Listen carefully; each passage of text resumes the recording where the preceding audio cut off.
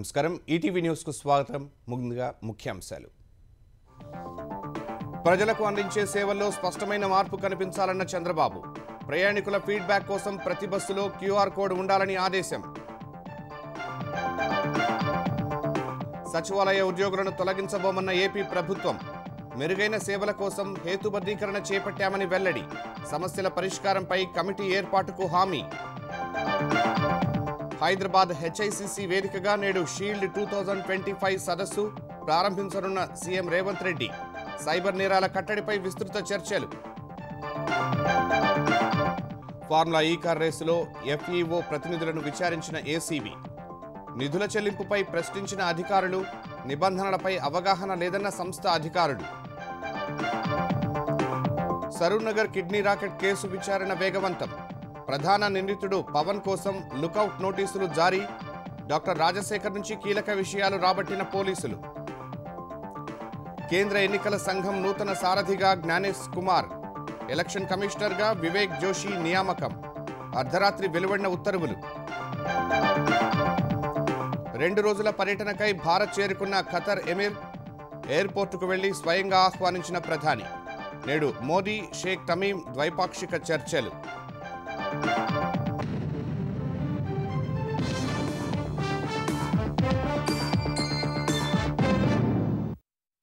RTC బస్సుల సేవలపై ప్రయాణికుల నుంచి ఫీడ్‌బ్యాక్ తీసుకోవడానికి ప్రతి బస్సులో క్యూఆర్ కోడ్ అందుబాటులో ఉంచాలని అధికారులను ముఖ్యమంత్రి చంద్రబాబు ఆదేశించారు గ్యాస్ సిలిండర్ డెలివరీ అయిన 48 గంటల్లో డబ్బు ఖాతాకి జమ కావాల్సిందేనని స్పష్టం చేశారు గతంలో ఏర్పాటు చేసిన అన్ని చోట్ల చెత్త నుంచి కంపోస్టు తయారీ కేంద్రాలను పునరుద్ధరించాలని దిశానిర్దేశం చేశారు ప్రతి శాఖ గాడిన పడాలన్న సీఎం ప్రజలకు అందించే సేవల్లో స్పష్టమైన మార్పు కనిపించాలని తేల్చి చెప్పారు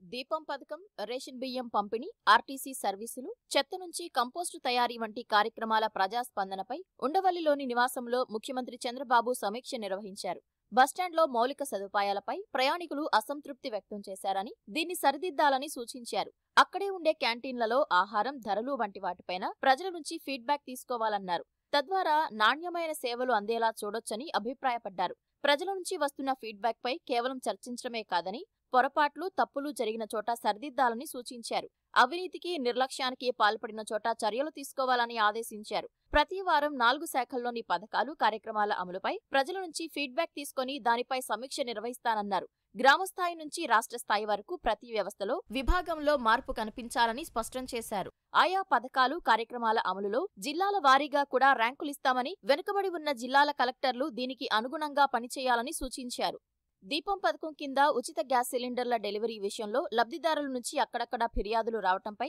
సీఎం అధికారులను వివరణ కోరారు ప్రభుత్వం ఉచితంగా సిలిండర్లు ఇస్తుంటే వాటిని డెలివరీ చేసే సమయంలో డబ్బులు అడుగుతున్నట్లు వచ్చిన ఫిర్యాదులపై చర్యలు తీసుకోవాలని ఆదేశించారు ఎక్కువ ఫిర్యాదులు వస్తున్న గ్యాస్ ఏజెన్సీలపై తక్షణమే చర్యలు తీసుకోవాలన్నారు సిలిండర్ డెలివరీ అయిన 48 గంటల్లో డబ్బు ఖాతాకు జమ కావటం లేదని కొంతమంది నుంచి ఫిర్యాదులు వచ్చాయని దీనికి కారణాలు విశ్లేషించి సాంకేతికంగా ఉన్న సమస్యల్ని పరిష్కరించాలని సూచించారు గ్రామాల్లోని 5859 చెత్త నుంచి కంపోస్టు తయారీ కేంద్రాల పనితీరుపైన సీఎం ఆరా తీశారు ఇవి మరింత ప్రభావవంతంగా పనిచేయాలని ప్రజలు కోరుకుంటున్నట్లు సర్వే ద్వారా వెల్లడైందన్నారు 2014-19 మధ్య కాలంలో ఈ కేంద్రాలను ఏర్పాటు చేశామని ఈ కార్యక్రమాన్ని వైసీపీ ప్రభుత్వం నిర్వీర్యం చేసిందని మళ్లీ అన్ని కేంద్రాలను వినియోగంలోకి తీసుకురావాలని తెలిపారు రేషన్ సరుకుల పంపిణీలో ఎక్కువ ధర తీసుకుంటున్నారని అక్కడక్కడ లబ్ధిదారుల నుంచి వచ్చిన ఫిర్యాదులపైన అధికారులను సీఎం ప్రశ్నించారు రేషన్ వ్యవహారంలో అవినీతి ఉండకూడదని స్పష్టం చేశారు ఇంటింటికి సరఫరాపై వస్తున్న ఫిర్యాదులపైన లోతుగా విచారించాలన్నారు ప్రజలే ఫస్ట్ అనే విధానంతో ప్రభుత్వం పనిచేస్తుందని దీనికి అనుగుణంగా అన్ని శాఖల్లో స్థాయిల్లోని అధికారుల ప్రభుత్వ ఉద్యోగుల పనితీరు ఉండాలని తేల్చి చెప్పారు ప్రతి ప్రభుత్వ కార్యక్రమం అమల్లో ప్రజల నుంచి సంతృప్తి వ్యక్తమవ్వాలన్నారు ఆయా శాఖల పనితీరు బాగుంటేనే అన్ని కార్యక్రమాల్లో ప్రజల నుంచి సానుకూల స్పందన వస్తుందని అప్పుడే ప్రభుత్వానికి కూడా మంచి పేరు వస్తుందన్నారు అనేక కష్టాలు సవాళ్లను అధిగమించి సంక్షేమ కార్యక్రమాలు అభివృద్ధి పనులు చేస్తున్నామని మంచి ఫలితాలు రావాలంటే వాటి అమలు అత్యంత పారదర్శకంగా సమర్థవంతంగా ఉండాలని వివరించారు మొక్కుబడి పనితీరుతో మార్పు రాదన్న సీఎం గత ప్రభుత్వానికి ప్రస్తుత ప్రభుత్వానికి పాలనలో స్పష్టమైన వ్యత్యాసం కనిపించేలా మార్పు వచ్చిందని అభిప్రాయం వ్యక్తమయ్యేలా అన్ని వ్యవస్థలు పనిచేయాలని ఆదేశించారు సాధ్యమైనంత ఎక్కువ టెక్నాలజీ వాడాలన్నారు ప్రతి ప్రభుత్వ శాఖ ప్రజల నుంచి నేరుగా వస్తున్న ఈ ఫీడ్‌బ్యాక్‌ను ప్రాతిపదికగా తీసుకొని పనితీరు మెరుగుపరుచుకోవాలని సూచించారు గ్రామ వార్డు సచివాలయ ఉద్యోగులను తొలగించబోమని ఏపీ ప్రభుత్వం స్పష్టం చేసింది. సచివాలయాల ద్వారా ప్రజలకు మెరుగైన సేవలు అందించేందుకు హేతుబద్ధీకరణ చేపట్టినట్టు వెల్లడించింది. ఉద్యోగుల సమస్యల పరిష్కారానికి సీనియర్ అధికారులతో కమిటీ ఏర్పాటు చేస్తామని హామీ ఇచ్చింది. సచివాలయ ఉద్యోగ సంఘాల ప్రతినిధులతో సమావేశం నిర్వహించిన మంత్రి డోలా బాలవీరాంజనేయ స్వామి హేతుబద్ధీకరణ ప్రక్రియపై వారి అభిప్రాయాన్ని సేకరించారు. హేతుబద్ధీకరణ ద్వారా ఏ ఒక్క సచివాలయ ఉద్యోగిని తొలగించేది లేదని, ఎవరూ ఆందోళన చెందాల్సిన పనిలేదని మంత్రి స్పష్టం చేశారు. సచివాలయాల ద్వారా ప్రజలకు మెరుగైన సేవలు అందించాలన్న ఉద్దేశంతో ఉద్యోగుల్ని 3 విభాగాలుగా హేతుబద్ధీకరిస్తున్నామని తెలిపారు. ఉద్యోగుల సమస్యల పరిష్కారానికి సీనియర్ అధికారులతో కమిటీ ఏర్పాటు చేస్తామని మంత్రి హామీ ఇచ్చారు. ప్రతి సచివాలయాన్ని రియల్ టైం గవర్నెన్స్ కేంద్రాలుగా అభివృద్ధి చేయాలని ప్రభుత్వం యోచిస్తోందన్నారు. కొంతమంది పీఆర్సీలో జూనియర్ అసిస్టెంట్ కన్నా కూడా కాస్త తక్కువగా పెట్టారు. గౌరవంగా, ఎందుకంటే మా ఎడ్యుకేషన్ క్వాలిఫికేషన్స్ ఎక్కువ ఉన్నాయి, మమ్మల్ని కూడా గౌరవించగా ఆ విధంగా పెట్టమని చెప్పేసి కొంతమంది చెప్పడం జరిగింది. కొన్ని చోట్ల డిపార్ట్మెంట్లో మాకు ఇంకా అదనంగా అవసరం ఉంది, మెడికల్ అండ్ హెల్త్ అనే డిపార్ట్మెంట్లో. వాటికి కూడా తీసుకుంటే ఆల్రెడీ మెడికల్ అండ్ హెల్త్ ఉన్న ఎంప్లాయీస్ తోటి ఆ భర్తీ చేసే పరిస్థితి ఉంది. పరిభారం కూడా పెరిగేటువంటి పరిస్థితులు ఏముండవండి. ఒకవేళ మల్టిపుల్ టాస్క్ చిన్న దానిలో ఉంటే వాళ్ళు ట్రాన్స్ఫర్ మీద ఇంకో ప్లేస్ సెక్రటరీకి వెళ్తే వాళ్ళు సింగిల్ వర్క్ చేస్తారు. అంతేగాని వాళ్ళకి ఏదో ఇంకో ప్రమోషన్ వచ్చేంత వరకు వేజ్ చూడాల్సిన అవసరం లేదు. ట్రాన్స్ఫర్ అనేది కూడా ఏబీసీలో ఏ సెక్రటరీ నుంచి ఏ సెక్రటరీకి అయినా కానీ వాళ్ళు బదిలీ వెళ్ళొచ్చు. ఇందులో వాళ్ళకి స్వేచ్ఛ ఉంది. ప్రమోషన్ ఛానల్స్ అడిగారు, వాటి రెండు కూడా మేము పరిశీలన చేస్తామని చెప్పి తెలియజేసుకుంటూ సహకరించాలని కూడా నేను వాళ్ళకి కోరడం జరిగిందండి. హేతుబద్ధీకరణలో భాగంగా ఉద్యోగుల్లో అత్యధికులు ఇతర ప్రభుత్వ శాఖల్లోకి వెళ్లేందుకు సచివాలయ ఉద్యోగ సంఘాలు ఆసక్తి చూపాయి. ప్రమోషన్లు, సర్వీస్ నిబంధనలు సరిగా లేని కారణంగా తీవ్రంగా నష్టపోతున్నామని ఉద్యోగ సంఘాల నేతలు వెల్లడించారు. ప్రభుత్వ సంక్షేమ వసతి గృహాల్లో వారైళ్లుగా పంపాలని వార్డు వెల్ఫేర్, ఎడ్యుకేషనల్ కార్యదర్శుల తరపున సంఘం నాయకులు మంత్రిని కోరారు.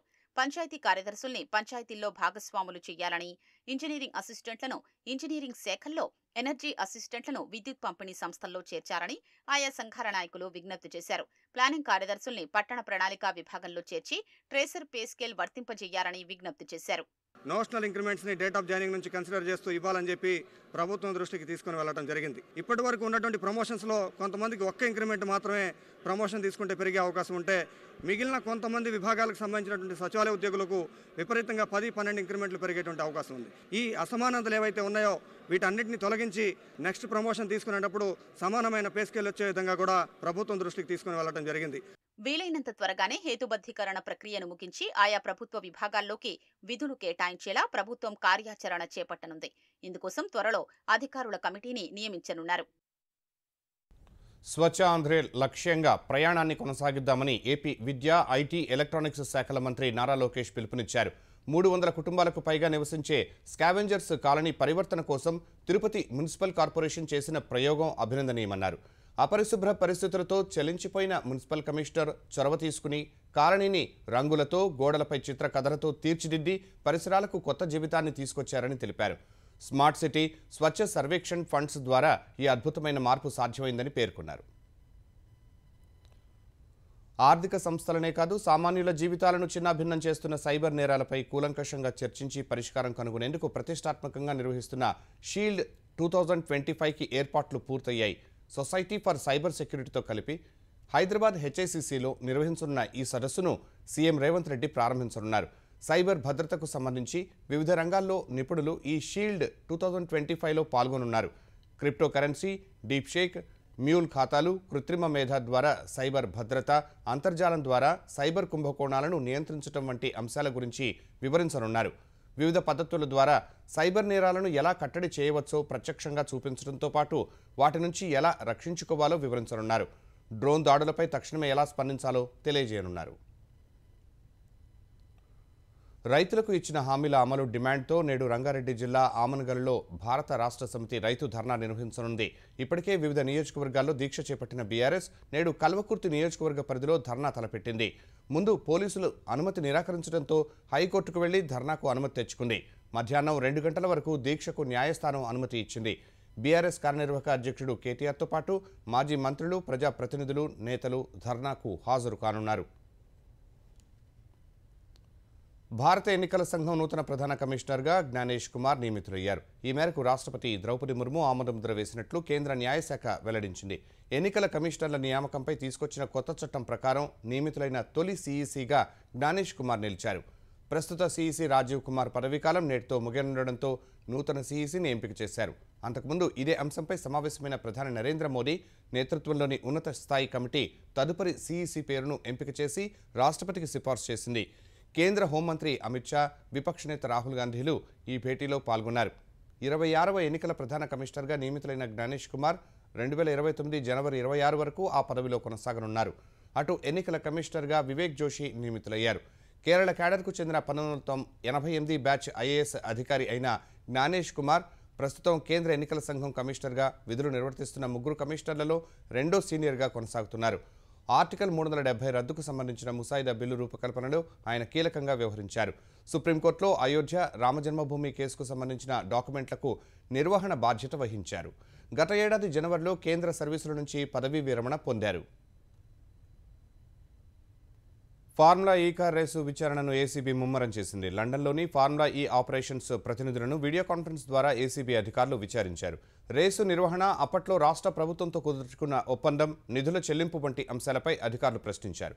రేసు నిర్వహణకు సంబంధించి అంతర్జాతీయంగా ఒకటే విధానం పాటిస్తామని, నిధుల చెల్లింపుల్లో ఉల్లంఘనలపై తమకు తెలియదని ఎఫ్ఈఓ ప్రతినిధులు వెల్లడించినట్లు సమాచారం. తెలంగాణలో సంచలనం సృష్టించిన ఫార్ములా ఈ కార్ రేసు వ్యవహారంలో ఏసీబీ దూకుడు పెంచింది. హైదరాబాద్లో రేస్ నిర్వహణకు విదేశీ సంస్థ అయిన ఎఫ్ఈఓకు పన్నులతో కలిపి 55 కోట్లు చెల్లించిన అంశంపై కేసు నమోదు చేసి దర్యాప్తు చేస్తోంది. ఇదే కేసులో నిధుల మళ్లింపు, ఫెమా ఉల్లంఘనలపై ఈడీ సైతం దర్యాప్తు చేస్తోంది. మాజీ మంత్రి కేటీఆర్, అప్పటి పురపాలక శాఖ ప్రత్యేక ప్రధాన కార్యదర్శి అరవింద్ కుమార్, బిఎల్ఎన్ రెడ్డి వాంగ్మూలం తీసుకున్న ఏసీబీ తాజాగా లండన్లోని ఎఫ్ఈఓ ప్రతినిధుల్ని వీడియో కాన్ఫరెన్స్ ద్వారా విచారించింది. వాస్తవానికి కేసు దర్యాప్తునకు ఆన్లైన్లో హాజరు కావాలని నెల క్రితమే ఎఫ్ఈఓ సీఈఓకు ఏసీబీ అధికారులు సమాచారమిచ్చారు. అందుకు అనుకూల తేదీలు తెలపాలని మెయిల్లో పేర్కొన్నారు. అయితే విచారణకు హాజరు కాలేనని, తన సంస్థ తరపున ప్రతినిధులు హాజరవుతారని ఎఫ్ఈఓ సీఈఓ వెల్లడించినట్లు సమాచారం. ఈ మేరకు ఏర్పాట్లు చేసిన అధికారులు అనిశా సంచాలకులు తరుణ్ జోషి ఆధ్వర్యంలో ఎస్పీ రితిరాజ్, దర్యాప్తు అధికారి మాజిద్ ఖాన్ విచారణ ప్రక్రియ నిర్వహించారు.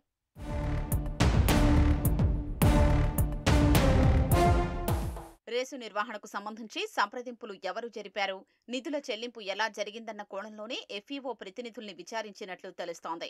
రాష్ట్ర ప్రభుత్వం తరపున అరవింద్ కుమార్ తమతో ఉత్తర ప్రత్యుత్తరాలు జరిపారని, ఇదంతా ఈమెయిల్స్ ద్వారానే జరిగిందని చెప్పినట్లు తెలుస్తోంది. రేసు నిర్వహణకు సంబంధించి అంతర్జాతీయంగా ఒకటే విధానం పాటిస్తామని, నిధుల ఉల్లంఘనల అంశం తమకు తెలియదని వెల్లడించినట్లు సమాచారం. ఒప్పందంలో భాగంగానే నిధుల్ని తమ ఖాతాకు బదిలీ చేశారని, ఒప్పందంలో పేర్కొన్న అంశాలు పూర్తి చేయనందువల్లే రేసు నుంచి తప్పుకోవాల్సి వచ్చిందని వివరించినట్లు తెలుస్తోంది. మొదటి రేస్కి స్పాన్సర్గా ఉన్న ఏస్ నెక్స్ట్ జెన్ అకస్మాత్తుగా తప్పుకోవడంపైన అధికారులు ప్రశ్నించగా తమకు తెలియదని ఎఫ్ఈఓ ప్రతినిధులు చెప్పినట్లు సమాచారం. అవసరమైతే మరోసారి విచారణకు హాజరు కావాల్సి ఉంటుందని ఏసీబీ అధికారులు చెప్పగా వారు అంగీకరించినట్లు తెలుస్తోంది. అనుమతి లేని లేఅవుట్లలో ప్రజలు ప్లాట్లు కొని ఇబ్బందులు పడవద్దని హైడ్రా సూచించింది. నగర శివార్లలో ఫామ్ ప్లాట్ల పేరిట అమ్మకాలు జరుగుతున్నాయని, వాటిని కొన్న తర్వాత ఇబ్బందులు పడాల్సి ఉంటుందని హైడ్రా కమిషనర్ రంగనాథ్ హెచ్చరించారు. ఫామ్ ప్లాట్ల రిజిస్ట్రేషన్లపై నిషేధం ఉన్నప్పటికీ కొన్ని ప్రాంతాల్లో అమ్మకాలు జరుగుతున్నాయని హైడ్రాకు అందిన ఫిర్యాదుపై స్పందించిన రంగనాథ్, రంగారెడ్డి జిల్లా రాజేంద్రనగర్ మండలం లక్ష్మీగూడలోని లేఅవుట్ వేసి అమ్ముతున్నట్లు తమ దృష్టికి వచ్చిందన్నారు. ఎక్కడా ఫామ్ ప్లాట్లు అమ్మటానికి లేదని పేర్కొన్నారు. జీవో నంబర్ 131 ప్రకారం అనాథరైజ్డ్ లేఅవుట్లలోని ప్లాట్లలో ఇళ్ల నిర్మాణానికి ప్రభుత్వం ఎలాంటి అనుమతులు ఇవ్వటం లేదని రంగనాథ్ స్పష్టం చేశారు. ప్రభుత్వ భూమి, చెరువులు రక్షణ పేరిట హైడ్రా చేపట్టిన కూల్చివేతలు ఎక్కువగా సహజ న్యాయ సూత్రాలకు విరుద్ధంగా ఉన్నాయని హైకోర్టు వ్యాఖ్యానించింది. నోటీసులు ఇచ్చిన 24 గంటల్లోనే కూల్చివేతలు చేపడుతోందని పేర్కొంది. ఒకవేళ నోటీసులు ఇచ్చి విచారణ చేపట్టినా అది రెండో శనివారం అవుతోందని, తర్వాత ఆదివారం కూల్చివేతలు చేపడుతోందని, ఇది గతంలో హైకోర్టు ధర్మాసనం ఇచ్చిన తీర్పునకు విరుద్ధమని పేర్కొంది. సంగారెడ్డి జిల్లా పటాన్చెరు మండలం ముత్తంగిలో తన స్థలానికి సంబంధించి సమర్పించిన వివరాలను పరిశీలించకుండా షెడ్ను కూల్చివేయటాన్ని సవాల్ చేస్తూ ప్రవీణ్ హైకోర్టులో పిటిషన్ దాఖలు చేశారు. దీనిపై విచారణ జరిపిన జస్టిస్ కె లక్ష్మణ్ ధర్మాసనం హైడ్రా ప్రొసీడింగ్ ప్రజలకు వ్యతిరేకంగా, సహజ న్యాయ సూత్రాలకు విరుద్ధంగా ఉన్నాయన్నారు. ఈ నేపథ్యంలో ముత్తంగిలో కూల్చివేతలపై ఈ నెల 20న వ్యక్తిగతంగా హాజరై వివరణ ఇవ్వాలంటూ హైడ్రా ఇన్స్పెక్టర్ రాజశేఖర్కు ఆదేశాలు జారీ చేసింది. అనంతరం విచారణను ఈ నెల 20కి వాయిదా వేసింది. Greater Hyderabad municipal corporation standing committee ఎన్నికకు మొత్తం 17 నామినేషన్లు దాఖలయ్యాయి. 15 మంది సభ్యులను ఎన్నుకునే ఈ ఎన్నిక కోసం ఈ నెల 10 నుంచి నామినేషన్లను స్వీకరిస్తుండగా కాంగ్రెస్ నుంచి 7 కార్పొరేటర్లు, ఎంఐఎం నుంచి 8, బీఆర్ఎస్ నుంచి 2 నామినేషన్లు వేశారు. సంఖ్యాబలం లేని కారణంగా ఈ ఎన్నికకు బీజేపీ దూరంగా ఉంది. ఇవాళ నామినేషన్ల పరిశీలన జరగనుండగా 21 వరకు విత్డ్రా చేసుకోవచ్చు. 25న స్టాండింగ్ కమిటీ ఎన్నిక జరగనుంది. అయితే బీఆర్ఎస్కు చెందిన 2 కార్పొరేటర్లు తమ నామినేషన్లను ఉపసంహరించుకోవాలనే ఆలోచనలో ఉన్నట్లు తెలుస్తోంది. అదే జరిగితే స్టాండింగ్ కమిటీకి ఎన్నిక లేకుండానే ఏకగ్రీవం కానుంది. హైదరాబాద్ సరూనగర్ అలకనంద ఆసుపత్రి కిడ్నీ రాకెట్ కేసులో పోలీసులు విచారణ వేగవంతం చేశారు. ప్రధాన నిందితుడు పవన్ విదేశాలకు పారిపోయినట్టు అనుమానిస్తున్న పోలీసులు అతనిపై లుకౌట్ నోటీసులు జారీ చేశారు. విశాఖకు చెందిన పవన్ అక్రమ కిడ్నీ మార్పిడి ఆపరేషన్లు చేయడంలో ప్రధాన సూత్రధారిగా వ్యవహరించినట్లు దర్యాప్తులో తేలింది. తన నెట్వర్క్తో ఇతర రాష్ట్రాల్లోని నిరుపేదలకు డబ్బు ఆశ చూపి కిడ్నీ ఇచ్చేందుకు ఒప్పించడం, గ్రహీతల్ని తీసుకురావడం, ఆపరేషన్లు చేసేందుకు తమిళనాడు, కశ్మీర్ నుంచి వైద్యులను రప్పించి సరూనగర్లోని అలకనంద ఆసుపత్రిలో ఆపరేషన్లు చేయించడం అంతా పవన్ కనుసన్నల్లోనే నడుస్తున్నట్లు పోలీసులు దర్యాప్తులో గుర్తించారు. మరో మధ్యవర్తి లక్ష్మణ్ను అరెస్టు చేసి రిమాండ్కు తరలించారు. ఇప్పటికే ఈ కేసులో ఆసుపత్రి చైర్మన్ సుమంత్, డాక్టర్ అవినాష్లను విచారించిన పోలీసులు తాజాగా డాక్టర్ రాజశేఖర్ను కస్టడీలోకి తీసుకుని విచారించి కీలక విషయాలు రాబట్టారు.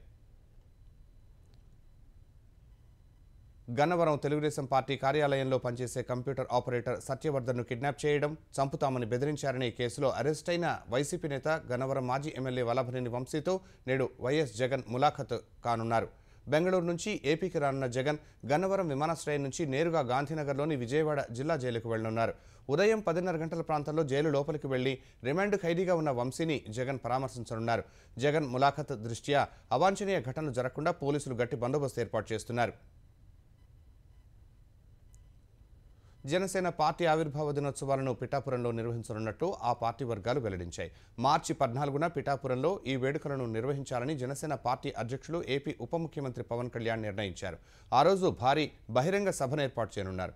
గత అసెంబ్లీ ఎన్నికల్లో 100% ఫలితాలు సాధించిన అనంతరం నిర్వహిస్తున్న తొలి ఆవిర్భావ దినోత్సవం కావడంతో ఘనంగా జరపాలని పార్టీ వర్గాలు యోచిస్తున్నాయి. రాబోయే 3 ఏళ్లలో పార్టీ అనుసరించాల్సిన వ్యూహాలు, భవిష్యత్ కార్యక్రమాలపై పవన్ దిశానిర్దేశం చేయనున్నారని పార్టీ వర్గాలు వెల్లడించాయి. తిరుమల తిరుపతి దేవస్థానానికి ముంబైకు చెందిన ఓ భక్తుడు భారీ విరాళాన్ని అందించారు. ప్రసిద్ధ యూనో ఫ్యామిలీ ట్రస్టుకు చెందిన తుషార్ కుమార్ అనే భక్తుడు 11 కోట్ల రూపాయల విరాళాన్ని తిరుమల శ్రీవారి అన్నప్రసాదం ట్రస్టుకు ఇచ్చారు. విరాళానికి సంబంధించిన చెక్కులను తిరుమల తిరుపతి దేవస్థానపు అదనపు ఈవో సిహెచ్ వెంకయ్య చౌదరికి తుషార్ కుమార్ అందజేశారు.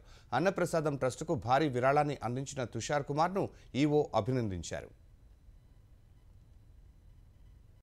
ప్రధాని నరేంద్ర మోదీ ఆహ్వానం మేరకు ఖతర్ పాలకుడు Sheikh Tamim bin Hamad Al Thani 2 రోజుల అధికారిక పర్యటన నిమిత్తం భారత్కు విచ్చేశారు. ఈ సందర్భంగా ఆయనకు అరుదైన గౌరవం లభించింది. ప్రధాని మోదీ స్వయంగా ఢిల్లీ విమానాశ్రయానికి వెళ్లి షేక్ తమీమ్కు స్వాగతం పలికారు. తన సోదరుడికి స్వాగతం పలికేందుకు ఎయిర్పోర్టుకు వెళ్లానని, ఆయన భారత్ పర్యటన సఫలం కావాలని కోరుకుంటున్నట్లు ప్రధాని తెలిపారు. అనంతరం విదేశాంగ శాఖ మంత్రి ఎస్ జైశంకర్తో తమీమ్ బిన్ హమద్ భేటీ అయ్యారు. పర్యటనలో భాగంగా ఇవాళ రాష్ట్రపతి భవన్లో రాష్ట్రపతి ద్రౌపది ముర్ముతో ఖతర్ అమీర్ సమావేశం కానున్నారు. అనంతరం హైదరాబాద్ హౌస్లో మోదీతో భేటీ కానున్నారు. ద్వైపాక్షిక సంబంధాలపై ఇరు నేతలు చర్చలు జరుపుతారని విదేశాంగ శాఖ ఓ ప్రకటనలో తెలిపింది. తమీమ్ భారత్లో పర్యటించడం ఇది రెండోసారి. 2015లో ఓసారి సందర్శించారు. ఇరు దేశాల మధ్య భాగస్వామ్యాన్ని ఈ పర్యటన మరింత బలోపేతం చేస్తుందని విదేశాంగ శాఖ తెలిపింది.